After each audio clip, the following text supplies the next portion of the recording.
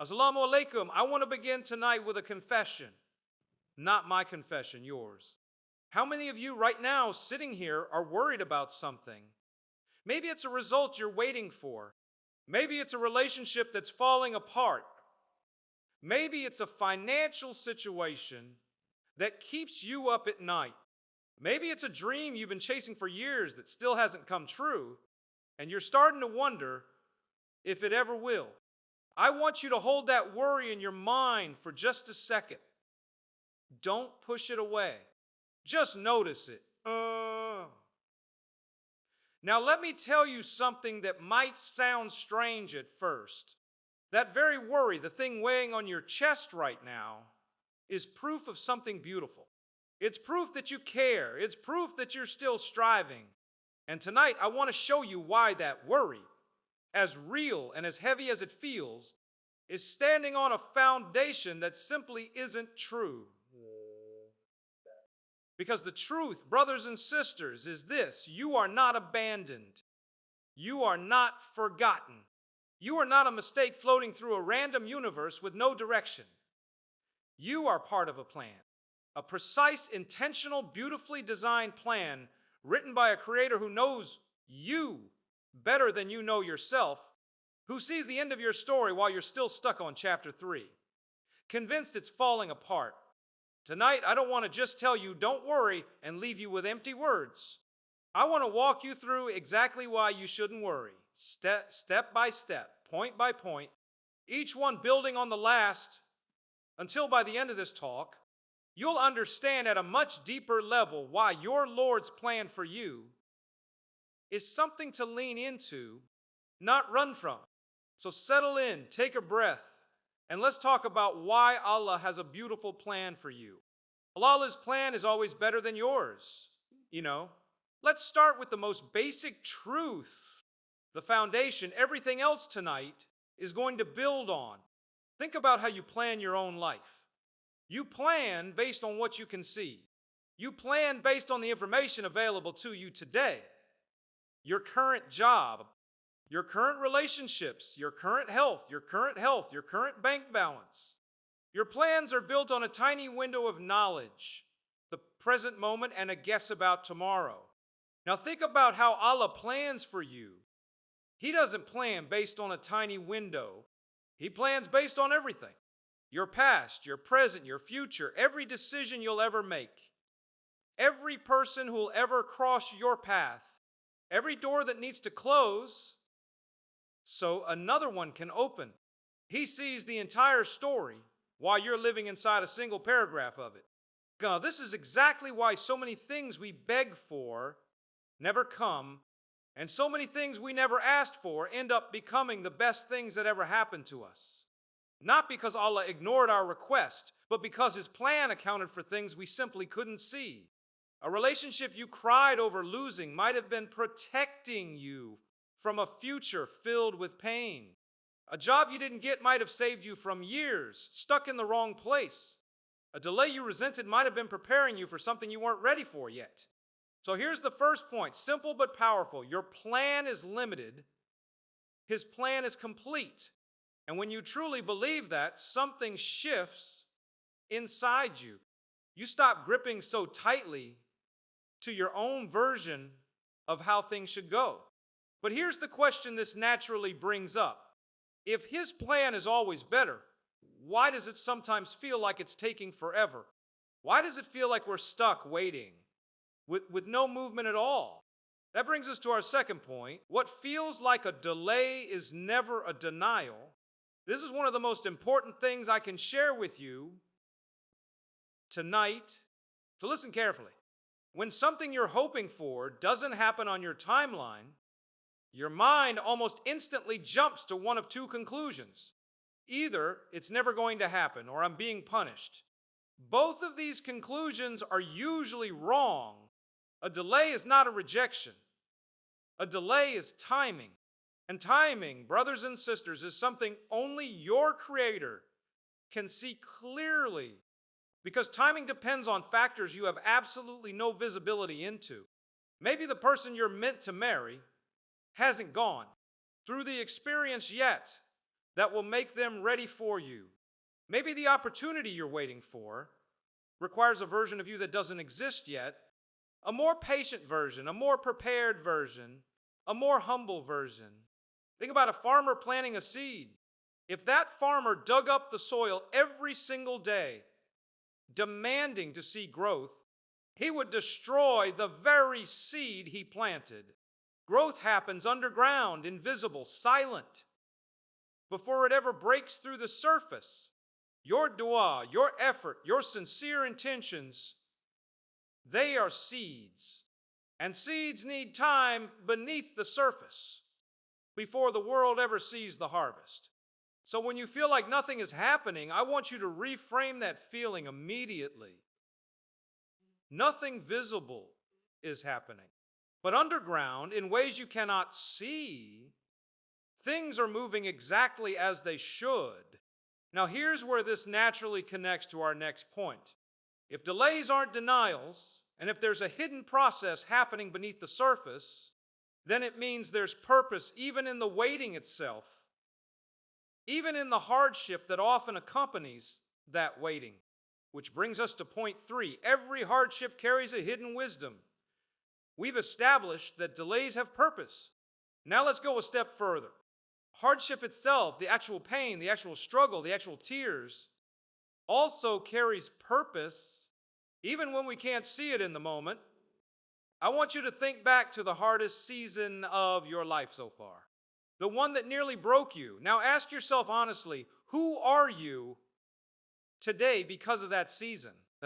Most of the time, when people reflect honestly, they realize the very thing that hurt them the most also shaped them the most.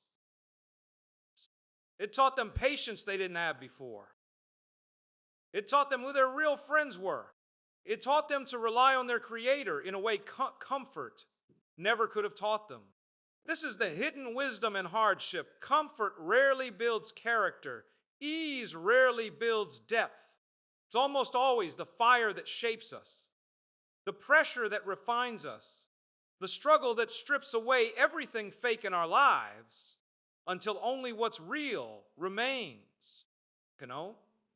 This doesn't mean you should go looking for hardship or that pain doesn't genuinely hurt while you're in it. It absolutely does. But understanding that hardship is not punishment, it's preparation, changes the way you carry it. You stop asking, why me, and start asking, what is this preparing me for? And this brings us perfectly to our next point. Because if hardship is preparation, it naturally raises the question, preparation for what exactly? Why does it feel like some people go through such intense struggles while others seem to coast through life with ease? That's where we need to talk about how your test is specifically designed for you. Your test is tailored to your strength. Here's something that completely changed the way I personally look at hardship, and I hope it does the same for you tonight. No two people are given the exact same test because no two people have the exact same capacity, purpose, or potential. The struggles in your life are not random. They are tailored, specifically fitted to who you are and who you're capable of becoming. Think about it this way. A trainer doesn't give a beginner the same weights he gives someone who's been training for 10 years. If he did, the beginner would get injured and the experienced person would barely break a sweat. Both would fail to grow. The weight has to match the person. Your Creator, who knows you infinitely better than any trainer knows their client, gives you exactly the weight you can carry, even when it feels unbearable in the moment. The fact that you're still standing, still breathing, still showing up, despite everything you've been through, is proof that you were always capable of carrying it, even when you doubted yourself completely. This means something powerful. Whatever you're going through right now, however heavy it feels, it has been measured for you specifically, not given to break you, but given to build a version of you that doesn't exist yet. So now, if everything we've said so far is true, that His plan is better, that delays aren't denials, that hardship carries wisdom, and that your test is tailored to you, why then do we still struggle so much with worry? Why does worry creep in even when we know all of this intellectually?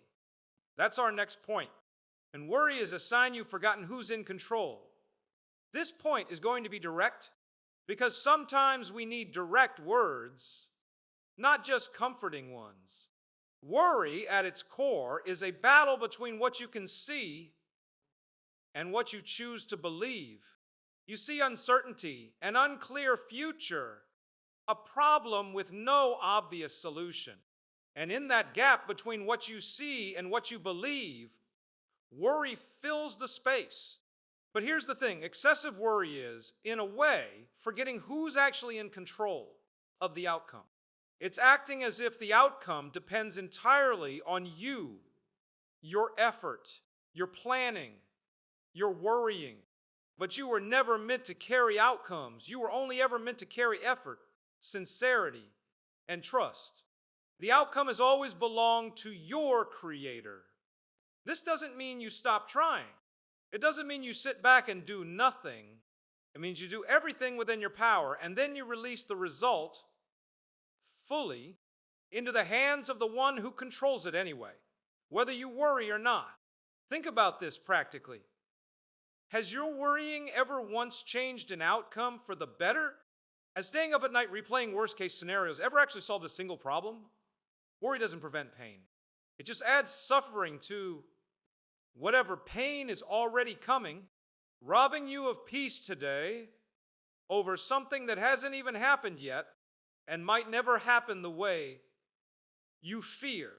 So replacing worry isn't about ignoring your problems. It's about handing them over sincerely, repeatedly, to the one who already knows the ending of your story while you're still anxious about the next page. And this brings us to our final point tonight, because I don't want to leave you with just an idea. I want to leave you with proof. Proof that trusting this plan, even in the darkest moments, has always led somewhere beautiful for those who held on. The proof is in the stories of those who trusted before you. Throughout history, every single person we admire in our tradition went through a season where it looked like everything was falling apart right before everything came together.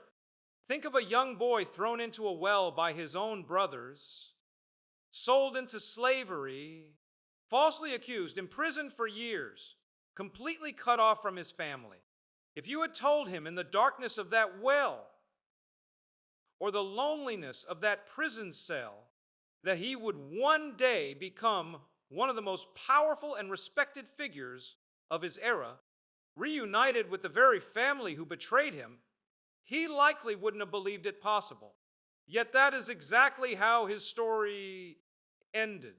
Think of a nation enslaved for generations, beaten down, hopeless, trapped between a sea ahead and an army behind them, certain that this was the end. Yet that exact moment of complete hopelessness became the doorway to their greatest deliverance in history. Think of a man forced to leave the city of his birth, his home, his wealth, everything familiar, walking toward an unknown future with nothing but faith and a handful of devoted companions. That very migration became the foundation of an entire civilization that changed the course of human history. Every single one of these stories looked, in the moment, like complete devastation. There was no visible path to a good ending. And yet, looking back, we see clearly that the very darkness they walked through was the exact path toward the light that followed. Your story is no different. You are simply standing inside your own well, your own sea, your own unknown journey right now, unable to see the ending the way we can see theirs, because we already know how their story's finished. One day, by the will of your Creator, you will look back on this exact season and you will understand exactly why it had to happen the way it did. Yeah, brothers and sisters, let's bring everything together tonight. We started by acknowledging the worry sitting in your heart. Then we walked through 6 connected truths. His plan is always better than yours. What feels like delay is never denial. Every hardship carries hidden wisdom. Your test is tailored precisely to your strength. Worry is simply forgetting who's actually in control. And the proof, the undeniable proof, lies in the stories of every person before you who walked through darkness and arrived somewhere beautiful. So tonight, I want to leave you with this. Whatever you're worried about right now, whatever kept you up last night, whatever feels unresolved and uncertain, I want you to make a decision right here, right now, to hand it over. Not because the problem has disappeared, but because you finally remembered who's actually holding the pen to your story. You are not falling apart. You are being rearranged into something better. You are not forgotten. You are being prepared. And this chapter you're in right now, however painful, however confusing, is simply one page in a story that your Creator has already written the beautiful ending to. So don't worry, truly don't worry. Not because everything's easy, but because everything is in the hands of the one who has never once let down those who place their trust in Him. May Allah ease every difficulty you are facing. May He turn every delay into a divine appointment. And may He show you, sooner rather than later, exactly why this season of your life was always part of something beautiful. Jazakumullahu khairan.